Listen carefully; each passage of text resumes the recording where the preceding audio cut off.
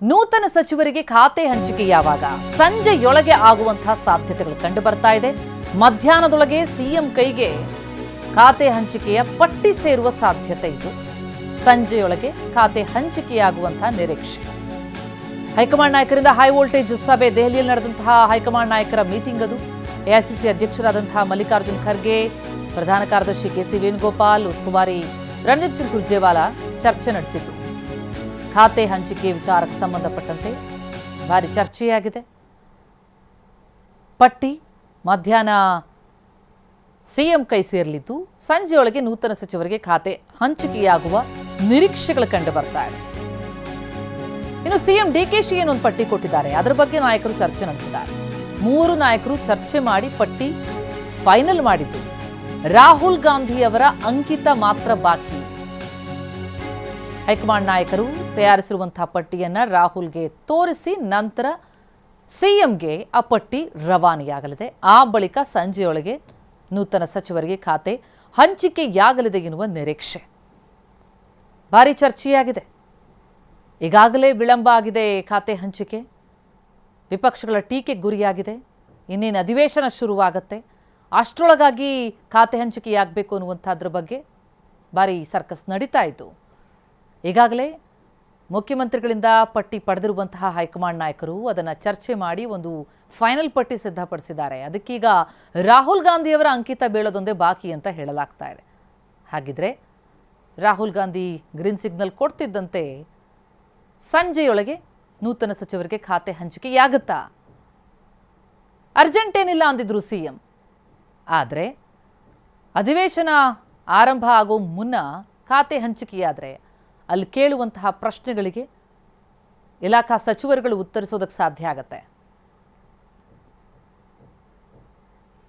ಬಹುತೇಕ ಇವತ್ತು ಖಾತೆ ಹಂಚಿಕೆಯಾಗಬಹುದು ಅಂತಿದ್ದಾರೆ ಸಚಿವ ಶಿವರಾಜ್ ತಂಗಡಗಿ. ಕೊಪ್ಪಳದಲ್ಲಿ ಮಾತನಾಡಿದ್ರು ಸಚಿವರು. ಬಿಎಸ್ವೈ ಸರ್ಕಾರದಲ್ಲೂ ಸಂಪುಟ ವಿಳಂಬ ಆಗಿದೆ, ಬಿಜೆಪಿ ಅವಧಿಯಲ್ಲೂ ವಿಳಂಬದ ಉದಾಹರಣೆ ಇದೆ ಅಂತ ಸಮರ್ಥಿಸಿಕೊಂಡಿದ್ದಾರೆ.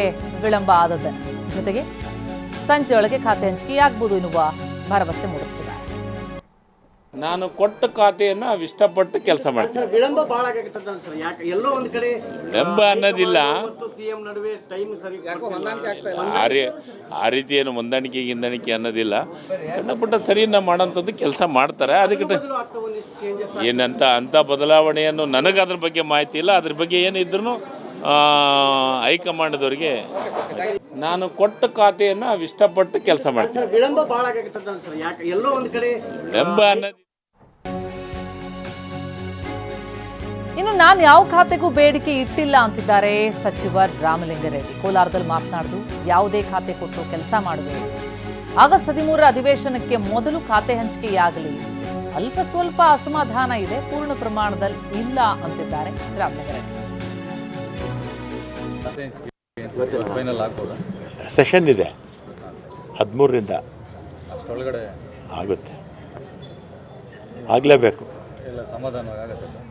ಸಮಾಧಾನ ಸ್ವಲ್ಪ ಸ್ವಲ್ಪ ಇರುತ್ತಲ್ಲ, ಪೂರ್ತಿ ಸಮಾಧಾನ ಇರುತ್ತಾ? ಇರಲ್ಲ. ಎಲ್ಲ MLA ಬರ್ತಾರೆ ಸರ್. ಇವತ್ತು KDP ಮೀಟಿಂಗ್ಗೆ ಸ್ವಲ್ಪ ಅಸಮಾಧಾನ ಇತ್ತು ಸರ್. ಸಚಿವ ಸ್ಥಾನ ಕೊಟ್ಟಿಲ್ಲ ಜಿಲ್ಲೆಗೆ. ಅದು ಇಲ್ಲ, ಸಚಿವ ಸ್ಥಾನಕ್ಕೂ KDP ಮೀಟಿಂಗು ಸಂಬಂಧ ಇಲ್ಲ. ನಿನ್ನೆ ವೇದಿಕೆಯಲ್ಲಿ ಅಸಮಾಧಾನ ವ್ಯಕ್ತ ಆಯಿತು. ಇಲ್ಲ, ಅದೆಲ್ಲ ನಾನು ಗಮನಿಸಲಿಲ್ಲ. ಆದರೆ ನನ್ನ ಜೊತೆ ಎಲ್ಲ ಶಾಸಕರು ಚೆನ್ನಾಗಿದ್ದಾರೆ, ಏನು ಸಮಸ್ಯೆ ಇಲ್ಲ. ಇನ್ನು ಹೆಚ್ಚುವರಿ ಡಿಸಿಎಂ ಸ್ಥಾನ ಕೊಡುವಂತ ಮಾತೇನಿದೆ? ಸತೀಶ್ ಎಂಬಿ ಪಾಟೀಲ್ಗೆ ಡಿಸಿಎಂ ಸ್ಥಾನದ ಬಗ್ಗೆ ಚರ್ಚೆ. ಡಿಸಿಎಂ ಹುದ್ದೆಯ ಚರ್ಚೆ ಆಗಿದ್ದು ನಿಜ, ಸದ್ಯಕ್ಕೆ ಮಾಡಿಲ್ಲ. ಮುಂದಿನ ದಿನದಲ್ಲಿ ಪಕ್ಷ ನಿರ್ಧಾರ ಮಾಡಬಹುದು ಅಂತಿದ್ದಾರೆ ಸಚಿವ ಸತೀಶ್ ಜಾರಕಿಹೊಳಿ. ಬೆಳಗಾವಿಯಲ್ಲಿ ಮಾತನಾಡಿದ್ರು, ಪಕ್ಷದ ವೇದಿಕೆ ಚರ್ಚೆ ಮಾಡ್ತೇವೆ ಅಂತಲೂ ಕೂಡ ಸತೀಶ್ ಹೇಳಿದ್ದಾರೆ. ಚರ್ಚೆ ಆಗಿದ್ದು ನಿಜ, ಚರ್ಚೆ ಆಗಿತ್ತು, ಅದ್ರಾಗೆ ಸದ್ಯ ಮಾಡಿಲ್ಲ. ಮುಂದೆ ಅದ್ರ ಬಗ್ಗೆ ಚರ್ಚೆ ಮಾಡ್ಬೋದು ಪಕ್ಷ. ಗೊತ್ತಿಲ್ಲ ಏನು ಮಾಡ್ತಾರೆ, ಅದೇ ಅಂತಿಮ. ಈಗ ನಾವು ಬೇಡಿಲ್ಲ, ಇಲ್ಲ ನಾವು ಯಾರು ಡಿಮಾಂಡ್ ಮಾಡಿಲ್ಲ. ಅವರೇ ಪಕ್ಷದ ಹಿತದೃಷ್ಟಿಯಿಂದ ಚರ್ಚೆ ನಡೀತಾ ಇತ್ತು. ನಾನು ಹೇಳ್ದಂಗೆ ಒಂದೇ ಸಾರಿ ಅದು ಈಗ ಚರ್ಚೆಯಲ್ಲಿ ಇಲ್ಲ. ಮಾಡೋಣ, ನಾವು ಒತ್ತಡ ಹಾಕೋದಂತಲ್ಲ, ಪಕ್ಷನ ಅದನ್ನು ಗುರುತಿಸ್ಬೇಕಾಗ್ತದೆ. ಅದು ಬಂದಾಗ ನೋಡೋಣ, ಆ ಥರ ಸಂದರ್ಭ ಸನ್ನಿವೇಶ ಬಂದಾಗ ಅದ್ರ ಬಗ್ಗೆ ಮಾತಾಡೋಣ. ನಾಕೆ ಚರ್ಚೆ ಮಾಡೋಣ, ಪಕ್ಷದ ವೇದಿಕೆಯಲ್ಲಿ ಚರ್ಚೆ ಮಾಡ್ತೀವಿ. ಅದನ್ನು ಹೊರಗಡೆ ಬೇಡ, ಅಲ್ಲೇ ಚರ್ಚೆ ಮಾಡ್ತೀವಿ. ಇನ್ನು ಸಚಿವರಿಗೆ ಖಾತೆ ಹಂಚಿಕೆ ಆಗದಿದ್ದಕ್ಕೆ ಬಿಜೆಪಿ ಟೀಕೆ ಮಾಡಿದ ವಿಚಾರಕ್ಕೆ ಅದಕ್ಕೆ ಮಾತನಾಡಿದ್ದಾರೆ ಬಾಲಕೃಷ್ಣ. ಟೀಕೆ ಮಾಡೋದಕ್ಕೆ ಬಿಜೆಪಿ ಜೆಡಿಎಸ್ನವರೇ ಇರೋದು ಅಂತ ಪ್ರತಿಕ್ರಿಯೆಯನ್ನು ಕೊಟ್ಟಿದ್ದಾರೆ ಸಚಿವ ಎಚ್ ಸಿ ಬಾಲಕೃಷ್ಣ. BJP ಅವ್ರು ಇರೋದೇ ಟೀಕೆ ಮಾಡೋಕ್ಕೆ, JDS ಅವ್ರು ಇರೋದೇ ಟೀಕೆ, ಏನು ಹೋಗ್ಲಕ್ಕ ಇರೋದವರು ನಮಗೆ. ಅಲ್ಲ, ಖಾತೆ ಹಂಚಿಕೆ ಆಗದೆ ಇದ್ರೆ ಏನಂತೆ, ಖಾತೆ ಸರಿಯಾಗಿ ಈಗ ನಿರ್ವಹಣೆ ಮಾಡ್ತಾ ಇಲ್ವಾ ಅಗ್ರಿಕಲ್ಚರ್ ಡಿಪಾರ್ಟ್ಮೆಂಟ್ ನಾವು?